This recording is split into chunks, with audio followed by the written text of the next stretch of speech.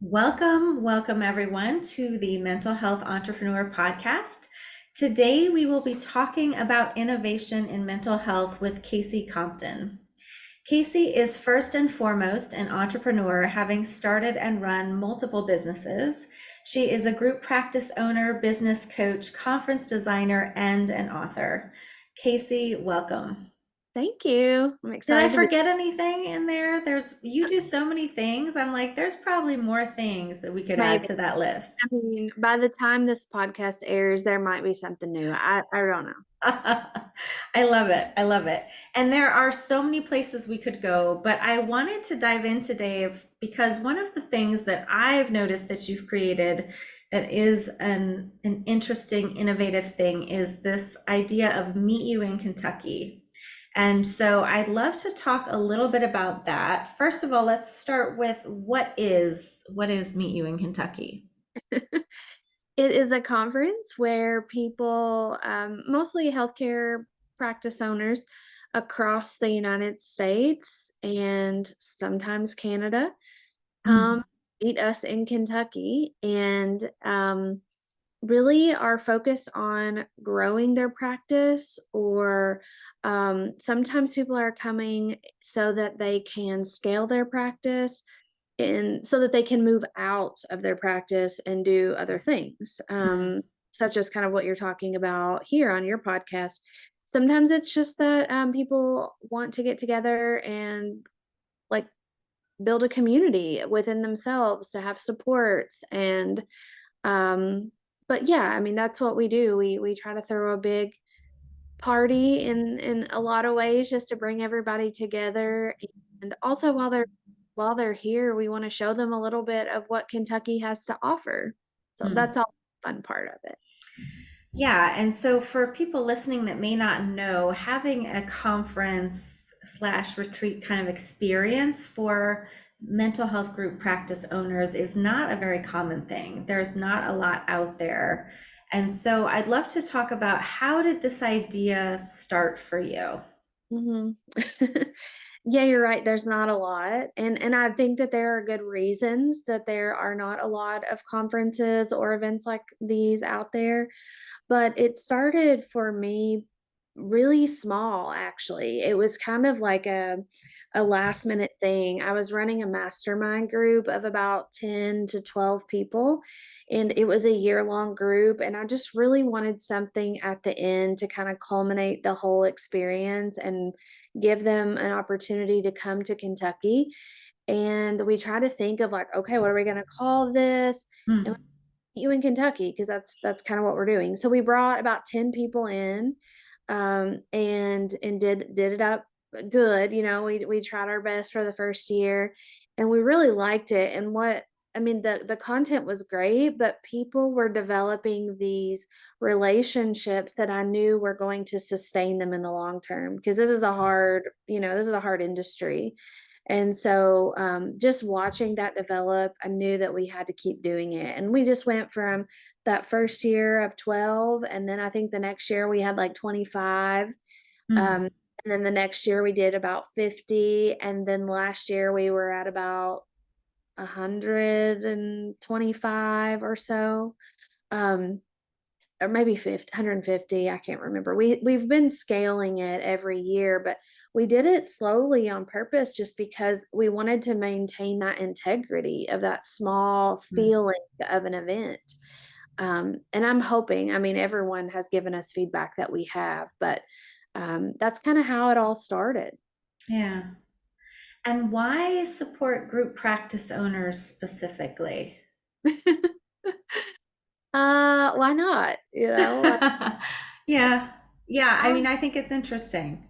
Yeah, well, I think I was one, and I Mhm. needed that kind of support, and it was helpful for me. In fact, the first conference type thing that I ever went to as a group practice owner, those people that I met there, those are some of my closest friends today. Mm.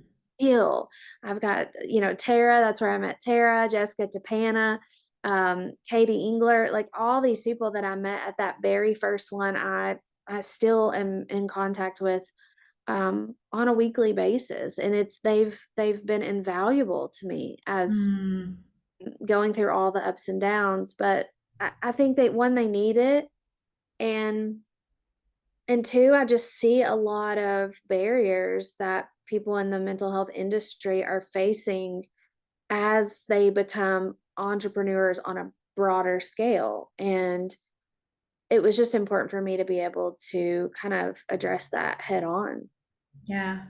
Well, and I think about the um, multiplier effect of that, right? So you're supporting the people that have these practices in all different places across the country and Canada. And by supporting them, hopefully that is also supporting the wellness in the communities that they're serving. Because obviously, if they are struggling or if they go out of business, that just creates an issue for all the people that they're serving. 100%. Yeah, Mhm, mhm. absolutely. Yeah. Um, what are your hopes for Meet You in Kentucky going forward? Is this a bigger year? Uh, Gosh, this has just been a bigger year in general. And we were kind of joking about that before we started recording. There's been so much going on. Um, we didn't have any intention of this being a bigger year. So we didn't have any specific plans on scaling any larger. And to be honest with you, people are still buying tickets. So I'm not Mhm. entirely positive if this will be a bigger year or not. Um, but we are definitely selling more tickets and seeing more people that are brand new, that have never come before, and that's always exciting. Oh, And yeah. yeah, usually the people that come once, they come every year. Mhm. Um, so I'm excited to be able to meet the new people that come around. And this year we are doing something a little different that we haven't told anybody yet. We're going to do some, I don't know what they're going to be called, but some type of superlatives that we're going to have all of Mm. vote for. We're going to have trophies and tiaras and, all the stuff. But because these people that have been so loyal to this conference are doing massive things. Like, they've started brand new businesses. They've surpassed the 1 million mark, the 2 and the 3. And I just think that that deserves some recognition. That's awesome. I love that.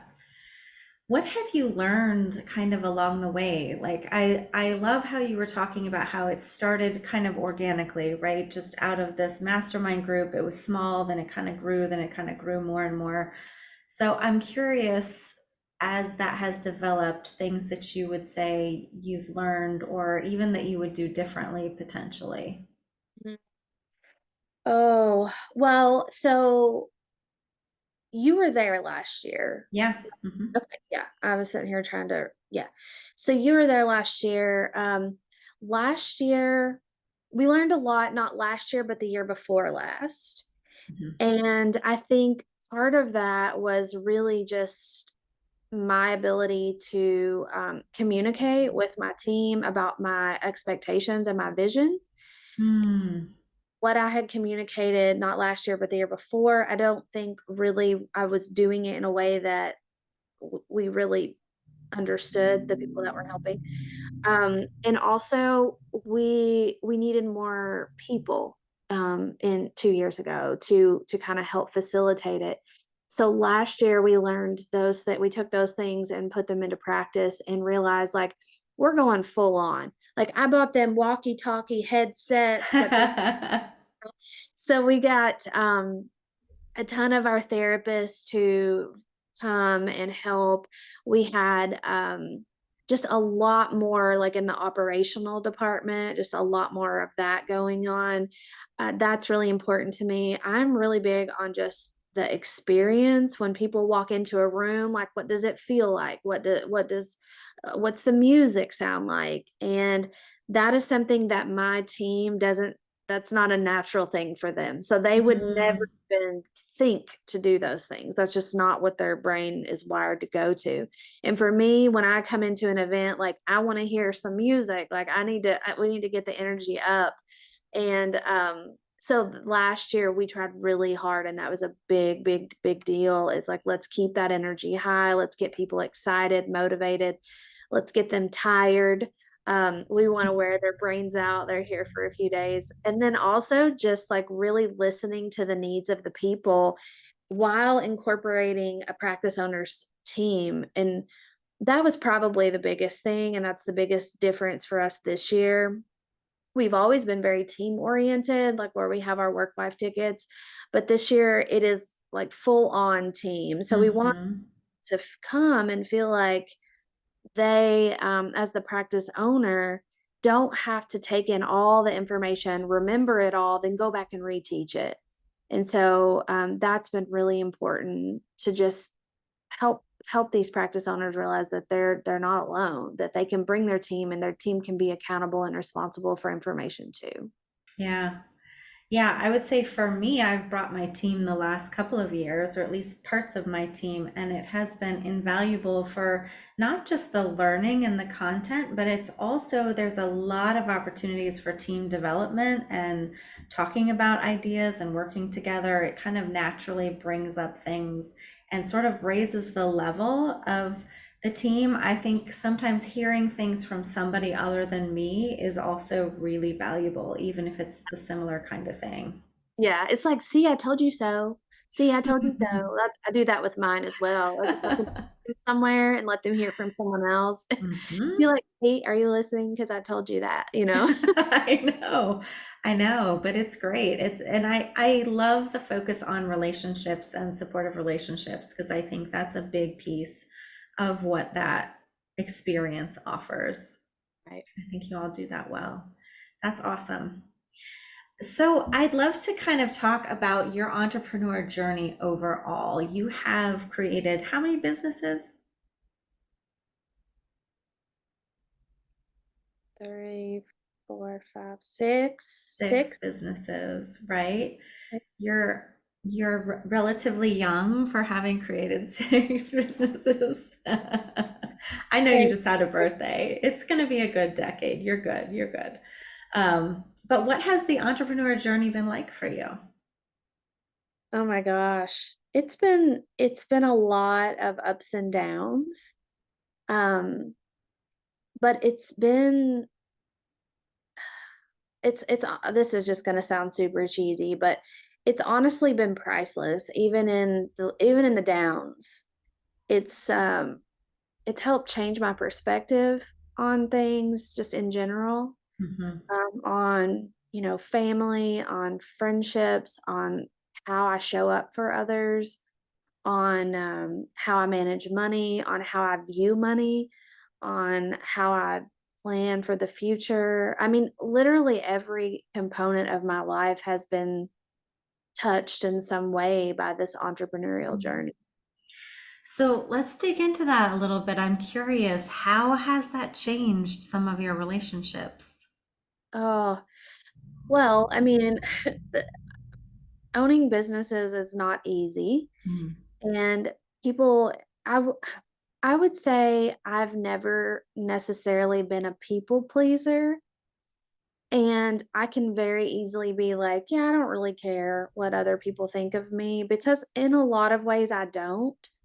But there's also something in there, as with I think everybody, that does care to some degree what people think. And when you're running businesses, you're having to constantly make decisions that, as an employee of someone else's business, you don't have to make. And you're constantly faced with Mm. other people. You're responsible for other people in different ways. And so the decisions that you make aren't always accepted and they're not always liked and people don't always understand. And I think for me that triggered a lot of rejection early on, and it still does sometimes, but I'm able to process it differently and handle it differently. So I think that's a huge part of it, is just being able to grow as an individual enough so that you can carry on and run your businesses without taking everything personally, without letting Mm. the negativity impact your emotional state of mind. Um, I would say the first 5 years in entrepreneurship was a lot of me like dealing with abandonment issues because it would get triggered by resignations, loyalty issues, friendships, like learning how to lead people, but still have boundaries. Like, Yeah, so I I know. think the first 5 years were really just me learning how to be a better person, like a more solid person. And then it feels like there was a point there where the business side became easier because of that. Hmm. Yeah, I do think a lot of who we are as people is all reflected in our entrepreneur journey, Mm, right? Yeah, yeah. that seems like exactly what you're saying. And it changes us as well. It shapes us to do this work. Mhm. Yeah, hard to be a people pleaser in this line of work. And I think in the therapy world, so many therapists tend more toward that, right? Like, People pleasing more than the business side of things. So it can be challenging. yeah. I was scrolling through Facebook before this podcast, and there was this really cute little, I think it was a ring. It was just this really dainty little ring, and it said let them. Mm, And I was like, yeah, I love that. And yet, mm, because so many times I've been in situations where, let's say an employee does something really bad, okay, like fraudulent, mm, embezzlement, or whatever, whatever, really bad. And you either have to fire them or they quit before you can fire them. And then they go out and tell every single person what a bad person you are because you fired them. mhm, And you are sitting there thinking, dude, you just stole like thousands of dollars from me, but you can't say a word mhm. because you would be breaking the law. Right. And so you've got, and this is not that necessarily has happened to me, but situations like that have happened to me where I've wanted to be like, hey, here's my side of the story. Like, do you want to know the other half? Because it's not at all what they're portraying to you. And so, so many times I've had to like run that through my head of just let them do it, let them think, Hmm. let them, and I think entrepreneurship really puts you in this position of in this way, you don't have a voice. I mean, it's Right. just and I think that affected me for a really long time because I didn't want people to think things of me that actually weren't true, Mhm. but I didn't have any way to communicate it Yeah. without breaking the law. Mhm. And Yeah. so I think that's really hard for people too. And even like therapists that have practices, and I know I have a membership community, and so I stay kind of in the loop that way. But when our group practice owners will post, like when it's their first bad Google review and they're just devastated, and there's Yeah. nothing you can really do without Mm-mm. confidentiality and without, all these things. And it's just this industry that we're in is just tough. And then you add in the fact that we're employers. Um, it silences us in a lot of ways, and that's really hard. Yeah, that is really true. I think we're always in that place of protecting clients, protecting employees, and their protection requires us to not have a voice sometimes. Yeah. Yeah, that's tough. Do you think that entrepreneurs are born or made? Both. Hmm. I do think they're both. I think everyone is born with abilities that lend themselves to this lifestyle. But at certain points, I think that we kind of decide whether that's the path we want. Like, for example, I think all of my children have entrepreneurial tendencies that if Where up, did they get those from? I don't know. I don't know. I mean, if they grow up, they can make that choice based on what they've seen and experienced through me. Mhm. I can already tell you that a third of them will not. And it's not anything to do with their ability, it's just their initiative or lack thereof, Mm, which could change, you know. Um, so I think everyone has the ability. I think it's kind of like in our nature, you know. That's how we were made to be. Like let's barter, let's sell, let's get our needs met through some sort of negotiation. Um, So I don't know. I think it's kind of both. And then I think about other people too who have like the odds stacked against them. Kind of funny. I'll tell you mm, real quickly that so my brother is 14 years older than me. mm. And yeah, he I I know he will not listen to this. I don't even think he knows how to listen to a podcast. So I can talk about him and he'll never know. Um, but he, he was one that I heard stories about from my mom growing up, how he was like got in trouble all the time. My dad was really hard on him. He flunked out of everything in school. I don't even know if he graduated. I think he got Mm, his B later on. Um, Not because he didn't have the ability, but because he had ADHD and no one knew it back then. yeah. Um, but I think about him, and I was walking outside the other day because I opened a pottery studio here on the property, and he was doing some work for me to get that renovated and everything. And I saw this little like magnet sign on the back of his truck that says Kevin's handyman service, and it's not Mm. like an official business. I know there's no way he's registered it with the state, or like he could not do that. He does not have that in him. But we're me, him, my dad, like we're all that way. It's just my brother was never supported in that way, never taught in that way. If someone could run it for him and he just does the work, he'd be perfect.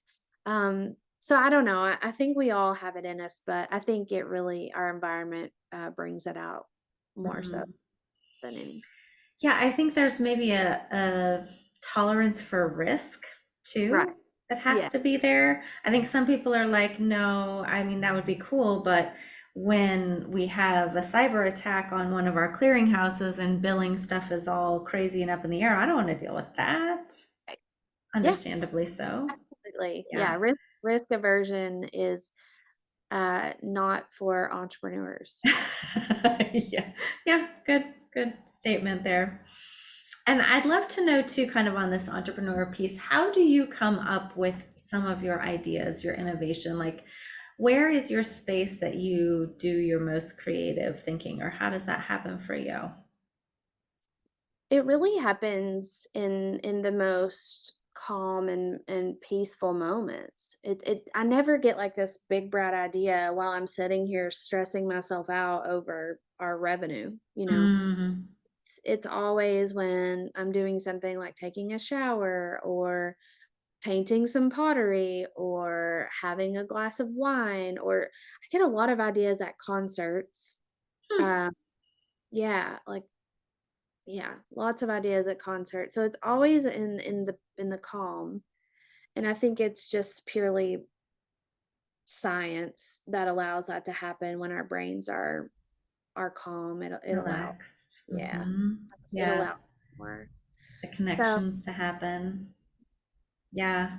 that's like I think that's a great lesson too for people starting out. I think some people feel like the hustle is the answer, and we've all done the hustle to probably get where we are on the entrepreneur journey. And some of the work is just letting the rest happen and our brain figure things out. So I love I love the concert. I'm gonna have to think about that one. I love yeah. going to concerts. Oh, do you? Hmm. Uh-huh. Yeah, I can't. Last time we went to a concert, I had the big bright idea to no, the time before last, I wanted to adopt all these children because they were doing some kind of event, and I'm like, Oh, all of them. I'll take all of them. Um that did not do that, but I still want to. And then the last concert, I met a girl that I ended up hiring for one of my businesses. I found a tile man that's going to tile my whole new build, new construction. Like I'm getting stuff done at concerts. Wow. I It's know. not really a fun thing for you anymore. It's a work thing for you. You Oh, can but I love probably it. It's expense it, right? great. I'll get people that text me the next day and they're like, remember, are you still needing whatever? And I'm like, oh my God, Kelsey, what, who did I talk to? Go into it that I don't even know. I love it. I love it. So, speaking of your journey, I just want to spend a minute talking about your book because you just launched, I believe it's your second book. Am I right about that? Yeah. Yeah. And I think it's really fascinating. The book is called In Search of You, and I have had the fortune to read it. And it's all about really your journey of finding yourself, Mm, yeah. even after starting a lot of your businesses. Yeah. I think my businesses distracted me for a while.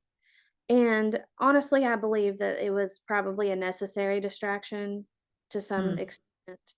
Um, but I had all of these goals and all of these milestones that I wanted to hit and things that I wanted to achieve. And I did the whole hustle thing and I worked my tail off and started just like checking things off the list. And once I got to that last thing that I just really, really wanted, which was to become an author, mm, that first go around, I was just like, now what? Like I don't feel any different. I've scaled my practice, I've started a new business, I bought my beach house that I wanted, I bought my dream house that I wanted, and now I don't know what I'm gonna do. Like there's nothing left on my list, and I still don't feel fulfilled. yeah. Um, so this book came out of an experience with that, and I do think that a lot of people that are entrepreneurs are dealing with that, whether or not they realize it just yet. Um, because as I was dealing with it myself, I didn't even know it. I wasn't even aware that I was searching Mm, outwardly for something for fulfillment, um, until I hit that point. mhm. And this book, I love you structure it a bit so it can have like a self-help component. You have parts of the book where you're sort of talking directly to the reader and helping them think about the next step in their search for themselves. How did that come to be that you added that into the book? Yeah, well, it was super important for me to write something and give some sort of instruction for people to find their own joy. Um, but I also didn't feel right asking the reader to do things that I didn't do myself. And so as I'm instructing the reader on, these 5 steps, I always do it first. So the way that like what you said, the book is like, I'll do it, now your turn. I'll Hmm. do it, now your turn. And so when you're in the stories of my personal experiences, it's really what I'm wanting the reader to turn around and do for themselves, at the end of Yeah. that section. That's great. Well, you are a great writer, and it's a great book. We'll have all of the links for Meet You in Kentucky and the book for anyone that wants to learn more in the show notes. But my last question is, where do you see yourself going next? Ah, We joked at the beginning that by the time this airs, you could have something entirely new. So I'm curious, what's on your ah, mind? what's next? Well, honestly, I want to write another book. I'm just not 100% positive on what it's going to be just yet. And I'm kind of one of these people, like I'm a to start kind of person when it comes to the idea. Hmm, Um it like has to just sit in there and marinate for a while. But I can once, relate to that. yeah, it's game time. Like once I know, it's on. But I really that's what I want to shift back to. Um but I'm also focused on build. had to sell my dream home and my divorce, so I'm focused on building one right now. It's the first time I've ever built a home. Hmm. Um, so I'm just gonna let myself enjoy that for a little bit, and then I'll know when I know about the book, and but that will be in the future. Awesome. Well, thank you so much for joining us today, Kasey. It's been a pleasure to have you. Thank you for having me.